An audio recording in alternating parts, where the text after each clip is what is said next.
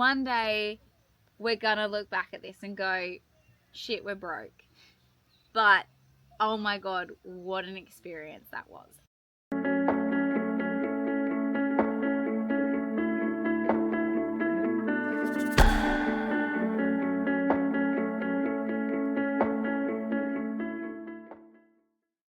G'day, Big Lap Bible. We are Kings Off Grid. I'm Boyd. I'm Kayla. I'm Teddy. I'm Scarlet. And this is Lincoln. We have been travelling Australia for about 18 months now. No end date in sight, so we're going to answer a few questions here and hope you enjoy.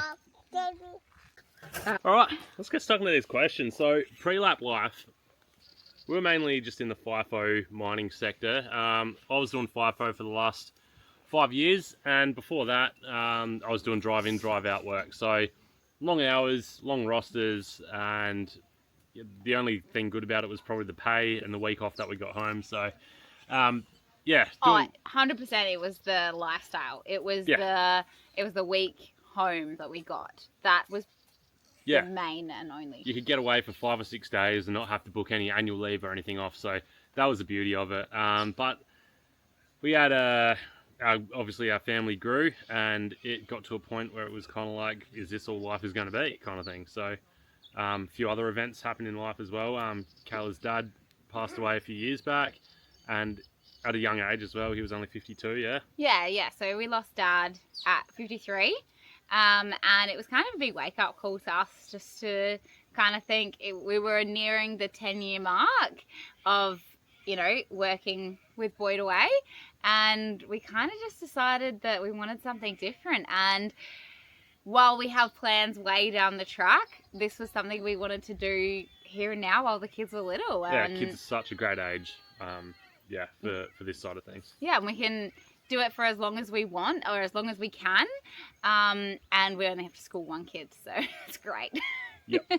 Yeah, so that's pretty much why we decided to go on this big lap, I guess.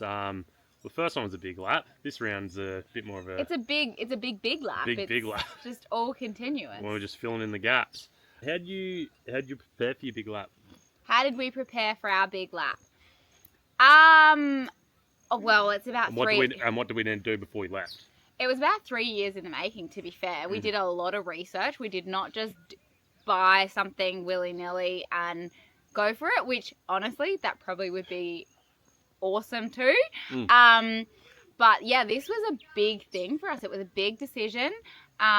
We had to weigh up selling our house or renting it. We chose to rent it, which was actually a big task in itself. We obviously had to go through, choose our caravan, choose what we wanted. Car as well. Choose the car. Yeah. We bought a car. We sold our old car. Quit the job. Actually, that was done on the road. What else did we do? There was lots that went in it, but it was flat out trying to clean out our house. We sold everything. We've got a little bit of a storage unit we have a set up back home, but 2x3 storage unit, and that is all we own. Everything we own could fit in our caravan pretty much. But yeah, that was basically the hectic part of it. Juggling that and the kids, and a lot of work on the house. We did a lot into the house, and we loved the house when we left. Yeah.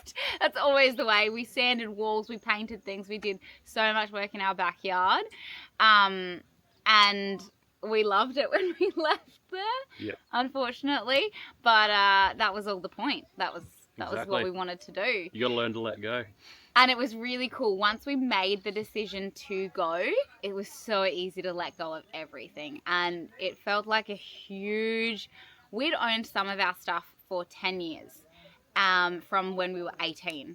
And so when we let go of it, it was like a whole era of our life was gone. And it was actually so amazing. It was, yeah. Like, everyone goes through their decluttering phases and their spring cleans. But this was just a massive clean out for us.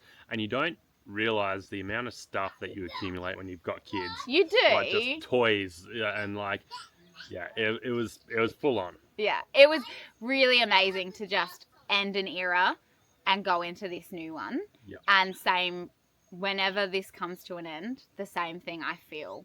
It'll be the end of this era and going into another one. And I love that. That's really cool. Yeah, absolutely. And obviously once we're finished this, there'll be a new era. Yeah. Bigger or not bigger, but different exciting things. Completely different again. And I guess the other half of getting ready was the setup, so our car and caravan. So we've got a 300 Series LandCruiser, and it was built by Pro Touring Concepts. So they do GVM upgrades. They kit out your entire car for exactly what we're doing. I'm not massively mechanically minded, so I didn't want to screw around trying to sort all bits and bobs that we needed. We just sent it off the team at Pro Touring, and they kitted us out with. They've got years of experience of touring and that, so they knew exactly what we needed. We told them what our plan was and what our requirements were, and honestly, our cruiser hasn't skipped It was a cheat code. It was a cheat code. 100% a cheat code. Yeah. And it has paid off because the things that have gone wrong, we've been able to fix. And while you can learn a lot on the road, we left home with a 6-month-old and 2 other children and a dog, and it was one thing that we just didn't have time to be learning and doing. So it was 100% a cheat code, and it's worth its weight in gold. Yeah. And I guess for our caravan as well, we're currently in a 20'6" titanium. We were a foot shorter the year before, but we ended up upgrading. And I guess, hey? I said we grew. We grew. The family grows. How did you choose the right setup for you? I think you're never going to have the right setup. You're always going to want to add on to things. But and you're always going to make sacrifices. You are always going to have to cut something out. We would love a boat. It would be amazing. We would love an extra 3 feet. It would be amazing. But You just have to settle for an extra few inches. I love our setup. I love what we have. There are things, even the car, love the car. But in terms of being able to go do groceries and stuff, there's not a lot of space in it. So there are sacrifices that you have to make if you want to tour. The car, the way it's set up, not a great around the town home vehicle until you remove some of the stuff. Yeah. So there's just sacrifices that you do have to make. It's never going to be perfect for all occasions. Yeah. But I honestly, as a touring setup, I love it. Yeah, like I said, you're always, no matter what you do, you're always going to be wanting more. You're always going to be wanting to level up. But us upgrading our van, we took everything that we learnt from our first lap and we invested it into this van, and I think it's perfect for our family at the moment. Definitely plan for red dirt, because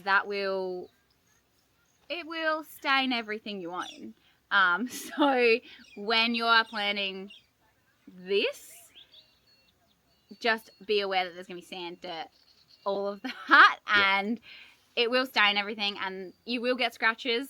And I think that first scratch that we got, after that it was all smooth Once you sailing. rip the Band-Aid off, you're laughing. It was great you're in after business. that. Is there anything that you would change about our current setup? Anything that would change? Or add? I'd add a boat. I'd add a boat tomorrow. But we physically can't have a boat. We can physically have the boat. It's where to put the outboard on our setup, like the motor. We could invest in an inflatable little dinghy and we'd be fine. Yeah, like with our family dynamics, Lincoln is an unstoppable tyrant at the moment. So as much as I would love a boat, I think we are very happy with our current setup. Yeah. We can hire boats. We can hire things that we don't have. Oh, you know what I do want? What do you want? I want a chainsaw. Yeah, we need a chainsaw. Especially these last few weeks along the river. And like a lot of these places, they're just like, yeah, go collect your own firewood. You'll be right. So yeah, chainsaw is what we're missing. Even a recip. I would love a chainsaw. That's what I need. As simple as that. But, no, I think, like we said, we're set up. We learnt a lot on our first lap. And we've sort of put it into this van. Yeah. An extra 200 amp battery in the van would be nice. But it all comes down to money. What kind of camps do you stay at and why? That's your bread and butter right here. That is. What's our favourite kind of camps? A free camp. Anything that's free. Like this one. Riverside, fire in the background. You can't beat it. Look, the way I see it is if you have a bad time but you haven't spent money on it, it cancels it out. It cancels it out. But if you haven't spent money and you have a great time, it's already well above the rest. Yeah. And I'm not saying that we don't pay. We love a good station stay. I love, the rustic kind of stays that really make you feel like your childhood or your, I don't know, they're your friends. Some sort of nostalgic feel, yeah. And a lot of these places that run those places, a lot of people that run those places, they treat you like you've known them for years. Yeah.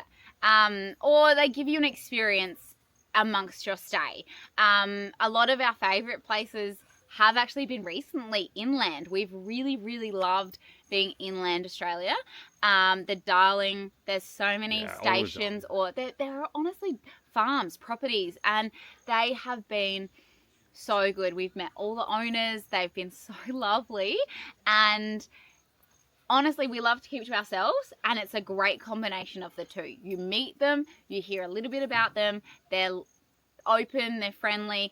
One on the Darling came to our house every night at about 4:30 and brought us a huge bag of ice. Like frozen water. Frozen water. Oh, yeah, sorry. Frozen water. And it was just like little things like that that you don't get at the big places. Like, there are some good caravan parks, a couple, but honestly, they're not our go-to. A free camp is up here. A good station stays here. And then a good caravan park's probably down here. If you nail a solid free camp, it's bueno. Yeah, honestly, my favourites have been probably, we had a really good one just out of Broken Hill. Our good mates that have just currently moved to Broken Hill showed us that one. And it was free. They had bins. They actually had toilets down the road. Yeah. It was so good. The sunsets were... And then, you go to the other side of Australia and you've got places like Karajini. Yeah. And that's about the environment that you're in. It's hot. There's bugs. You've got fires burning. You're cooking. The red dirt. You've got hills and mountains around you. And then you're going to gorges every day. So that's about the experience, what you're experiencing around that. I'll throw another one in the ring as well. Gun Point up at Northern Territory. Yeah. Just on the beach there, that was just completely in our element. We'd had a bit of a rough, what would you call it? We got the flu. We got the flu. We just had a bit of a down moment in Darwin, and then we went to this place and we're just like, this is amazing. We're back in our element. We had beaches, campfires. The only issue was traveling with shark bait or croc bait. So, hello. Lincoln's just discovered that we've started a fire. Come here, Bubs. Campfire. So the only bad thing is traveling with little ones and a dog. That made anything in the top part just a little bit more stressful. Just while we loved it, it wouldn't make my top purely for the not being able to relax. Just constantly on watch. But yeah, Bye. Love you. That was a good camp. How do we find these camps? Word of mouth, obviously, and WikiCamps is the big one. WikiCamps is our main one, but with WikiCamps, we don't like to necessarily trust the reviews. While we read the reviews, we tend to just do a drive around. So we'll suss an area, know that there's a few places we can go, even figure out that there's like a station or a farm that we can go if they're all, you got out here, you've got flooding, you've got bad weather, you've got it being packed. Been 45 degrees and you need to plug into power because you need some aircon for the day. We've done that in the Riverland. You're setting up for a campfire. Where do you want to sit? There? But yeah, WikiCamps is our go-to. It's our bread and butter. We rely on it every day for not just camps, but for water fill points, attractions, dump points, you name it. And the other thing is just going to places. Just driving actually through the town. Sometimes we'll drive through and think, oh, that's really cool. And we'll keep going, and sometimes we'll be like, we've got time. Today, we had no idea where we were going, drove through the town, figured out there's a water park here. So that was not on anything that we had found. And that's awesome. Now we're going to take the kids to Yeah, the water park got tomorrow. something to do tomorrow. So driving through the towns, meeting the locals, going to the pubs can be really good. Oh, pub stays, they're good. Pub stays are good. The free camps behind the pubs that you just go in and have a bite to eat, a couple of beers, chat to the owners, and they usually are the best people to talk to because they know the local area like the back of their hand. Our favourite camps are obviously free camps, and then station stays, pub stays, caravan parks. Also, like, I know I just said free camps because they're free, but you find some of the most amazing places that are just along rivers and they don't cost a cent. Yeah. And a lot of them are, you know, a lot of them have bins, a lot of them actually have toilets. And then you go into the town and you give back to the town and it's amazing. I don't know why I'm saying town like that. But you go into the town and you give back by going to the pub and meeting the locals. And it's so much better. It's so cool for that experience where sometimes when you're paying a lot of money, you don't either have the money or you don't want to spend the money in those towns. So it means just a better all-round travel experience in my eyes. Well, obviously, free camps are our favourite, but as long as you're getting value for money where you're staying, it's probably the best. That's true. Like the ones we were talking about on the Darling, you know, $30 a night, but you're getting everything you could ask for. Like, what's something you know now but didn't know before you left? Something I know now. I think there's 3 things that can ruin a place: people, weather, and bugs. That is very true. That is kind of our motto. If you have bad neighbours, that's terrible.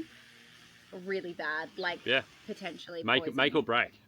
Sometimes you go to places and they're the best people you've ever met.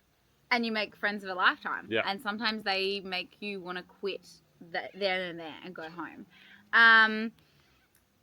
The bugs are really annoying. You do, to some degree, get used to them. We are currently covered in mosquito bites and have only recently seen the biggest mosquitoes of our lives. I'm not kidding. They were bigger than my thumb. Oh, yeah, those, yeah. And they were inside our caravan. I'd kill them with a cricket bat. Bugs are everywhere. We've had thousands of beetles through our van. We've had mosquitoes. We've had flies. You never don't have a set of flies in your van. And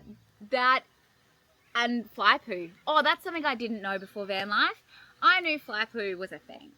But when you see it everywhere in such a small space, it's bloody disgusting and overwhelming. And you do get used to it. It's kind of gross how used to it you get. Yeah. But yeah, like the flies, they're not just out here. They are inside. They are in everything. Ants can also be a big dampener. Yeah, mainly just for outside stuff. Like, kids like to play outside, and you just avoid getting anything out if there's a heap of ants around. But they can unexpectedly be in all your things, which that can be a real screw you over moment. I am pleasantly surprised with where we're at right now in how inland our kids are adapting to inland so well. There's no beaches, there's bugs everywhere. There's literally just mud and dirt for them to play in, and I have never been more proud of how our kids adapt to this life. Yeah, if you throw them straight into it, you know, a year and a half ago when we left, that's probably, it would have been a different story. No, I really think that they would have adapted, but I'm so proud of watching them adapt to every different element we throw at them. We spent last year mostly on the coast with a few, you know, inland for a week or two, maybe even a month. But right now we've been inland for like 3 or 4 months. Yeah, pretty much. And they just adapt to everything you throw at them. If you allow them time and don't necessarily force it, they are just proving to me every day. Yeah. And it's really, really incredible as a parent to watch them. And yes, like, they're watching TV right now. You throw a screen at them, they will watch a screen. But they have played from day dot, like from 6 a.m. this morning until now. Well, like it's midday. Would that lead into your favourite thing about travelling then, you reckon? Honestly, my favourite thing is being a family. Like watching the kids grow, I think it's incredible how much your kid will grow. They'll learn more on the road than they will in any school. I'll die by that. Yes, and just I love being a family. Well, I spent 5 years from when Scarlet was born being a family that was only a family for less than 50% of the year. And I know that that is most people's lives, and everyone has a different aspect of what works for them, but it is so amazing to spend a minimum of 2 years of our kids' lives growing up as a family. We're growing up together, we're changing, we're growing. I feel like we've entered a different stage of our lives as people, and it's really incredible to take that step all together. Yeah, I agree. I have to 100% agree with that. It is my favourite thing about this travelling. It's just us as a family. Yes, we still have our moments, but like we'd have, arguments and breakdowns and stuff at home. We don't argue. We're perfect. We never argue. Is van life everything you thought it would be? Yes, I would say yes. Yeah, I think the one thing we hear is a lot of people struggle living in such a small space with their family, but I think we adapted to that very quickly. I think we're very lucky that we threw our kids into it while they were still so small. Yeah. Honestly, our dog had to probably learn the most when we first left. Yeah. He was an inside dog through and through and had to become ultimately basically an outside dog. I think it is because I did go into it full well feeling like we were going to argue. There was going to be days that everyone hated each other. There were going to be days where you had to, find something else because nothing was working. Yeah. And there are times like that. There are times where, I'll take Teddy outside and I'll be like, let's run. I'll be like, I'll race you to that tree and back because nothing else is working. Yeah. The good outweighs the bad tenfold though, like without a doubt. Yeah, like I do truly think it is everything I expected it to be. There are days where it is overwhelming. That's not a lie. For sure. But as a total, as a whole, it is. Yeah. And we always say, like I said before, you're going to have these arguments at home. You're going to have these issues, the same issues, in a bigger space, obviously. Not necessarily the same issues. No, but like you're going to have issues. Yeah. You're going to have the arguments, the fallouts, this and that. But I think we've adapted to this life as well as we can. Yeah. And we're loving it. We're not stopping anytime soon, so... No. I think you have to be prepared for it. You have to accept that it's not going to be just easy going. And if you can come to that conclusion, then it is good. Yeah. I've heard of people quitting after 4 months. Yeah. Or... Yeah, it's just not for them, and that's fine. Go out and give it a crack. If it doesn't work, obviously, like we said, we've got the backup plan. If it didn't work, we still got our house. So that's the other thing. We do have a full plan. And I think that makes it easier for us to keep pushing forward because we can work through those rough days knowing that we have our house. So we'll sell that one day, but we have it still. And we have a mindset of a plan that we want to do way down the track. But I think when we can openly discuss all of that together, it drives us to keep pushing forward at this on those bad days. Alright. I agree. What is a van life myth? So something that someone told you or that you heard. Told you. Or that you heard. Cute. That is just not the truth. That's a hard one. Hard one to think of at the spot. I mean, that comes down to people's perceptions. Some people, like I just said, give up after, or call it quits after 4 months because they can't, their family dynamics aren't working in that situation. Or like we were saying, like the wiki reviews, like everyone's got their own sort of skill level or opinions. Yeah, so like we're talking about roads. Like you read a wiki review, someone says it's corrugated and it's rough as guts. Or it was rough as guts, and then a grader came through the next day, and or it was wet, fine. and then it stopped raining for a week. Like, so I think you just got to trust your gut. I know it's not like a van life myth, but you just got to. Have you heard any myths? I don't know, drop bears. They're not a myth though. Look out for them. Do you know one myth? It's not a myth because they are around. We have seen barely any snakes in our year and a half on the road. We saw 2 today on the road, but other than that, we are not seeing any. Probably only saw maybe 2 or 3 last year, and that was it. Yeah. Not a myth. Not a myth. Not a myth. Not something that we're coming across. Be snakes safe. Snakes safe. Snape safe. Snakes. Tell us a scary or funny time you can remember being on the road. That milk incident.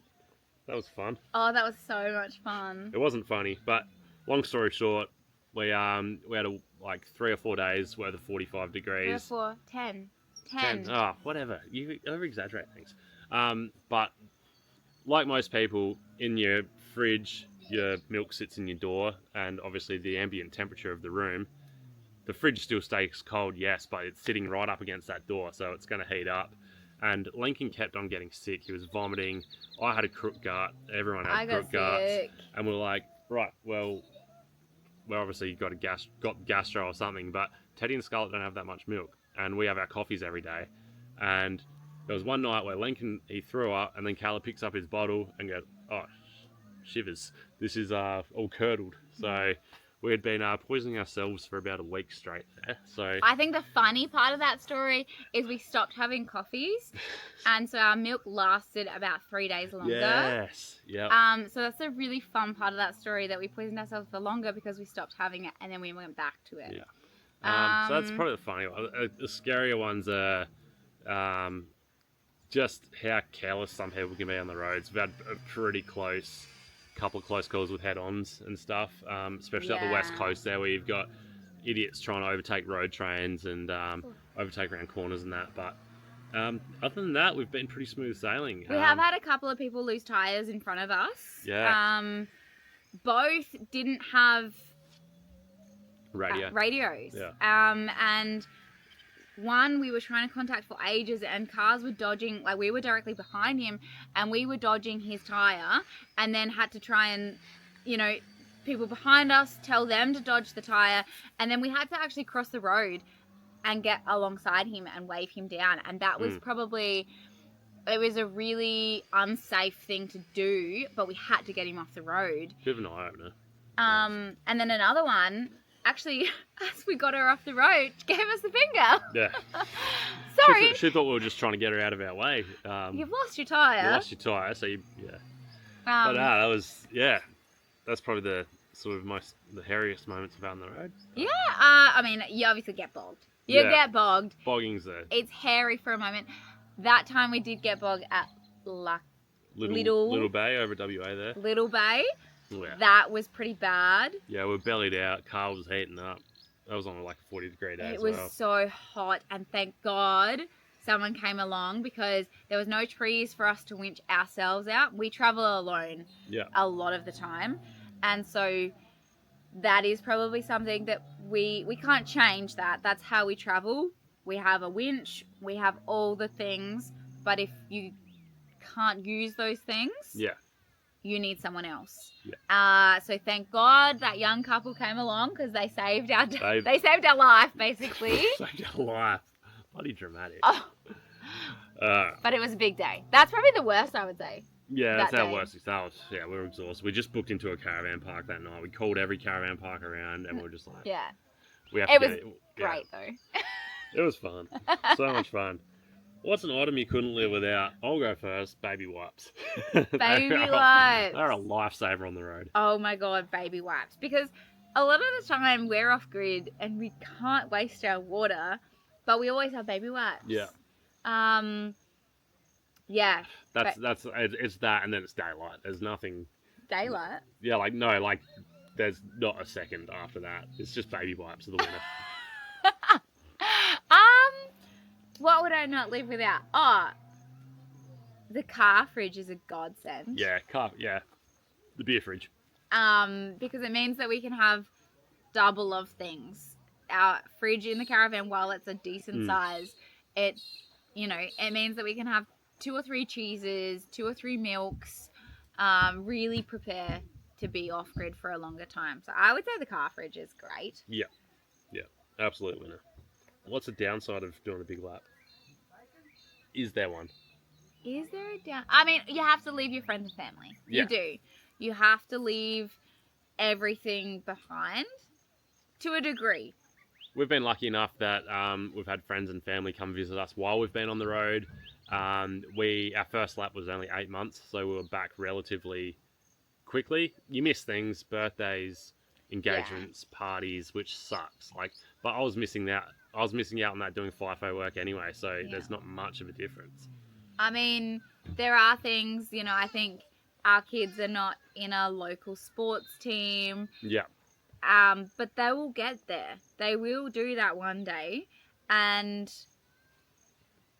I don't know, there are downsides, 100%. You're not at your local. You're not building those local relationships that we had. Yeah, exactly. You're kind of dwindling them out to a degree. But that doesn't mean that you can't go back and build them back up. Social media is a big thing as well. The people that you connect with back at home. Yeah. You can still contact them and have a chat and still keep up to date with what they're doing. So yeah, you can go back to the football club. You can go back to that life, or you can start it anew. And I think it depends how long you want to go.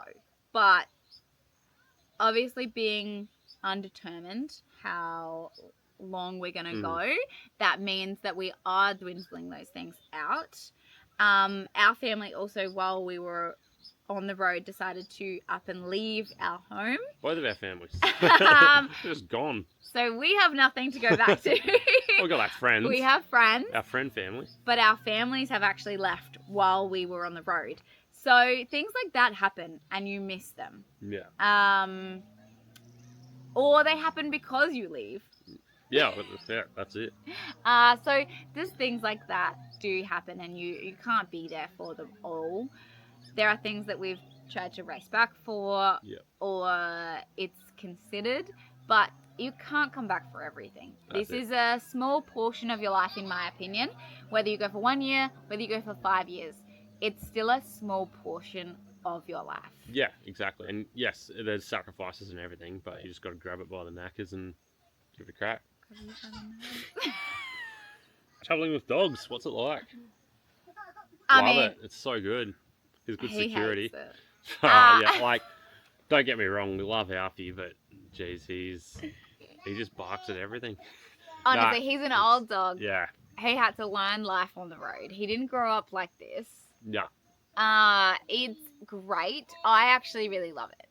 I think, like you just said, he is great security. The kids also love it, and I couldn't imagine the kids not growing up with a dog. Yeah, you hear some families that they leave their dog with their family while they're traveling or with friends and that, and I couldn't imagine doing that. There's no way we could leave Alfie behind. Yeah, So, he's our family, and it was never in the mix to not have him. So I think because of that, it makes it easier when, he barks at things or he needs to go out in the middle of the night, which is really rare too. Oh, yeah. But it does make it easier because it was never a consideration not to bring him or not have him. Yeah. National parks, obviously, we miss out a fair bit on, but yeah, I think we're lucky in a way. He is an older dog, so we can set ourselves up in a place where we can leave early in the morning or check the weather if it's not going to be too hot. That's the kind of thing we'll do, and then we'll leave him in the van with fans, aircon if we can. And he stays behind and he's more than happy. He is, like I said, a bit of an older dog. He is more than happy to go out, have a little bit of a walk and go back in the van and not have kids crawling over him, not have anything else. That's his home. He's settled so well into that being his home that it's actually fine. Yeah. We get back, we open up the door, he just doesn't want to get out anyway, so yeah, he just wants to stay there. But he loves just chilling out. We did design the car for a very good space for him as well, so things like that had to be considered. He's a large dog, So he has basically, it's the car fridge and Alfie. Yeah, he's got his own little space. So there's things like that you have to make happen. That we did lose a lot of space. We lost a lot of things we were able to do with the car. But again, he was never not coming with us. Yeah. And then it's literally just national parks. Yeah, basically. But yeah, we combat that. We just find free camps on the outskirts of national parks or somewhere to stay around a national park. And then on the cooler days, we just find the right day, right time of day. We go early in the morning, we leave Alfie in the van for 1 or 2 hours. And like we said, he's happy just chilling out, bit of time to himself. And we get back and happy days. Or there's things you miss. Yeah, exactly. There's things we weigh up and say, it's not going to happen, it's not going to work. You can't see everything. No. So there are things you just miss. And that's it. That's it. Travelling with kids. How do you manage it? Same thing. We go do stuff, we lock them in the van. That we love. Nah. We've already discussed this. They, like Scarlet this year, our eldest, she's doing homeschooling through Yuka. So that's been a challenge in itself. I think it's actually more work for us than it is for her. 100%. It's more work on us. But it is good. It's teaching her different ways to learn, and obviously, I don't know, our kids are pretty knowledgeable. The stuff they do watch on screens and that, it's fairly educational. Like they're doing their numbers and their alphabets and all that sort of thing, and just their daily life, it teaches them that sort of thing. So traveling with kids is good. It opens your eyes to a lot of things. It just makes you realize how capable they are. Not just putting them in situations, but when you've got nothing, like no toys, they'll just go make their own fun. Yeah. And like, I think there's so many aspects to this life on the road. We carry a big bag of toys, basically Duplo. Yep. And it comes out every now and then. And so it adds this element. They can go, we've got the hammock hanging up behind us. The kids absolutely love that. But just the hammock alone, they can either swing on it, they read a book in it, they bring their toys on it and make like ladders into it and out of it. They use it as a slide. And that's just one thing that they then somehow make into 20 different games. And I think when you're with them all the time, maybe this was always the way, but when you're with them all the time, you watch it happening. You watch it unfold. Oh, you watch it in real time. Where when I was working away, it was you get home every week and they've just gone bang like that. Whereas here, you're just slowly watching them grow and it creeps up on you. They do something crazy one day and you're like, wow, I didn't know you could do that. Yeah, and I think they are loving this. Yeah. Like, don't get me wrong, they're constantly saying, when are we seeing so-and-so? Why don't I go to school? They are questions that we get asked all the time. Will Easter Bunny be able to find us? But like anything, this is 1 to 5 years of our life. It's a portion. And I watch their development on the road, and that makes everything okay. Yeah. Everything, every argument I have or every hard time, I would have had that at home anyway. But I watch them develop so much more in this life. They don't have a lot of technology to fall back on. They have it. They still have it. They know it. Don't get me wrong. But it's not at their beck and call. No, that's it. They just have to make their own adventure every day, and just love watching them go. I am very car days can be rough. We've done quite a lot of driving in the last week, so that's a tough spot for us right now. But playlists. Yeah. The kids have a playlist from all their favourites, movies, shows, all their favourite songs, and that is a godsend because they don't have devices in the car. So that is a rule that we made from get-go. It's starting to become a lot more of the road trips are starting to become a lot more of their music and a lot less of ours. So that's fine. It gets them through it. It is okay, and we just keep adding more and more to their playlist, which means that, look, we don't mind it. They're half of us. I don't mind it. Maybe you mind it. Just a little bit. Yeah. No, it's good. It's a lot of Disney. A lot of Disney. A lot of, musicals. It's great. It's great. Everything's great. I love it. I think it's great. So we don't work on the road. We do a bit of UGC stuff. We're burning through our savings. We get certain opportunities where we can save money by filming or taking photos while we're at a place. So that saves on accommodation. It turns what would be a $50 a night stop into a free stay or a discounted stay. So we just find little ways to save money mainly. I never thought I'd be one of those people that keeps your shopping receipt to save 4 cents a litre on fuel, but here I am, as I live and breathe. Also, if you're like a Discovery member or something, that's also 4 cents. Yeah. So also, if you buy 3 chocolate bars, it's 4 cents. Oh, yeah, you look for all your little deals here and there.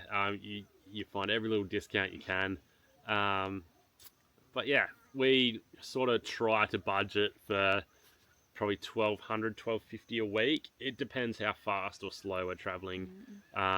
Diesel's brutal. Last few weeks has been brutal on diesel because we've been covering a fair bit of distance in not much time.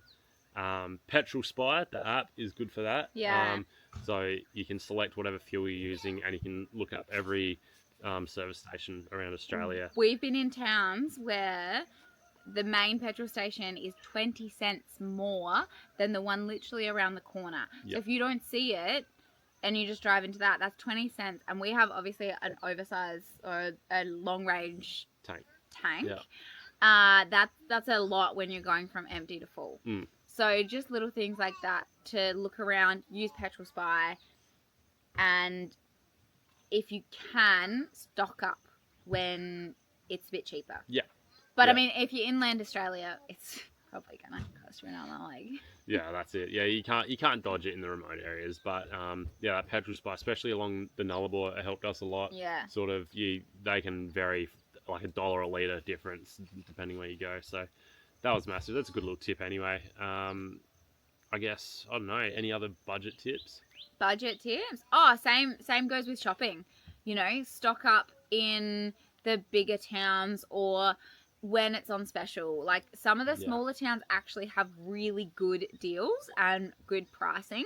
So I'm not saying avoid them, but then, you know, they are a smaller town. So a lot of it is going to cost more. So we do all of our fresh produce, obviously, as it goes. But before we hit somewhere where we're going to be either remote or nothing at all, massive shop. It costs us a lot in that moment, but it means that we're not hunting those higher priced, smaller stores. There are some really good roadsides that can help. I have been disappointed, actually. I haven't found as many as I thought were out there. Roadside stores. Oh, yeah, like fruit and veg, eggs. I know there's an egg shortage at the moment. But there is an egg shortage. Apparently no one's laying. But just little things like that. Look out for it. Look out for the roadside stores because they can be a lot cheaper. You catch a bargain. Yeah, and you can get like a lot for... And then you just prioritize that week of, you know, I've got 5 zucchinis. Yeah. So what am I going to do with zucchinis that week? That sort of thing. Prioritize what's in season. Everyone's doing that these days. Yeah, I guess another budget tip. It's not really for the people traveling, but for families or friends of those. For birthdays and stuff. Kids are running up. For birthday presents and stuff, instead of sending out things, send out like vouchers for experiences, like where they know they're going to be. My mates, for my 30th, they organised vouchers for breweries that we'd be travelling past. So that was cool. That was very cool. We get vouchers for Caravan parks sometimes because we don't like paying for them, but we do need them every now and then. We need to be able to do all of our bedding, washing and stuff like that and have the water access. So these things that are a necessity at times and you just can't afford to splash out for them, so that sort of takes the brunt off a bit. So yeah, instead of things, go for experiences or vouchers. It's a good way to sort of save a bit of money. It's not much, but it definitely helps. Every little bit adds up. Yeah, I love not spending our own money. Money? You reckon that's about it? Yeah. On the money sort of things? Yeah. What advice would you give to people looking to do the big life? What advice would I give to people? Hang on, come prepared. Oh, where's mine? Hey? Where's mine? Poured yourself one before, didn't you? Nah, I don't know. I guess it goes back to, I don't know, maybe the budget thing is just set yourself a goal. If you splash over it one week, you need to push the next week to Oh, sort see, of... I would say the other. See, that's so funny. Hmm? I would literally say, be prepared to ignore your budget. Yeah, well, yeah, that's it. Like some weeks you'll splash over. Yeah. Like we have, we've done, a couple station stays and that. So now we're trying to compensate by staying at free camps to equal that out. We've got a budget on that we're trying to hit with accommodation. We're trying to spend under $15 a night on average. So, some places you stay, it'll be $60 a night. Like we're saying, those caravan parks and stuff. But then most of the time we'll try to stay at these little free camps, which is more our thing. I think budgets, while they are good and they are necessary, they can also make you really freak out or think that you're not doing it okay, or they're quite stressful. They can be really stressful. And you'll see what other people are spending and you go, oh, I'm spending way more than that. But then they won't include things like their insurance at home or stuff, their back home expenses. Or their expenses are, somewhere that they have a Woolworths and they're not moving. And then your expense is somewhere out in Whoop Whoop where you got to do a full shop in a little IGA or something. Yeah, you're out of food. You're paying for water. You've got diesel through the roof. You can't compare with other people. So that would be a big one. But also, I would say to somewhat ignore your budget. Obviously, keep an eye on it, but don't let it ruin your experience. You've chosen this for a reason. Yeah. And that is one thing I always draw back to is we've chosen this life for a reason, for a certain amount of time, and I don't want that to ruin the experience of it. Yeah. Obviously sum everything up, work out your budget and that and all that sort of thing, but just go and give it a crack. Like we said, we've had people give up, or not give up, but people realise after 4 or 5 months, 3-4 months, that's not for them. And they've turned around and gone home. And that's fine. And that's great. If you're done, be done. We're not about to live a life of what ifs. We'd rather do oh wells. So I just think go out, have fun. You've chosen this to have fun and to go and see Australia, and don't let little things ruin that for you. Yeah, 100%. That would be my mindset, because go and buy that beer. Go and not stress about your grocery shop. Go and buy the food you need to eat. Yeah. You know what? You want to go to this small town pub because that was on your bucket list to do? Go enjoy that. Go have fun. So a lot of these places you're not going to pass through again. So just while you're there, take every picture you can, see whatever you can, and you'll have no regrets. Yeah, I just think you can look back. You can make the money back. As long as you're not I don't know. I just think one day we're going to look back at this and go, shit, we're broke. But, oh my God, what an experience that was. And I don't want to be I went to this place, but I didn't do anything. Mm-hmm. Yeah. I want to have fun with it. I want to experience it. I want to love it. I want to go and buy my kids that ice cream. I want to go and buy that beer at that brewery because that was on my list. I wanted to see that brewery. I wanted to go to Margaret River. Jesus, did we spend a lot of money at Margaret River. Margaret River, you'll splash out, especially if you like a beer or wine. So, no. Just have fun. You've chosen this life for a reason. Yep. Do it and have fun. And fill in the gaps later. Yeah. I reckon that's all. That's all from us. That's it. That's all. G'day. G'day. See you later. G'day. G'day. Sayonara. Yeah, see you later. We're Kings Off Grid. Thanks for watching. Cheers. Bye.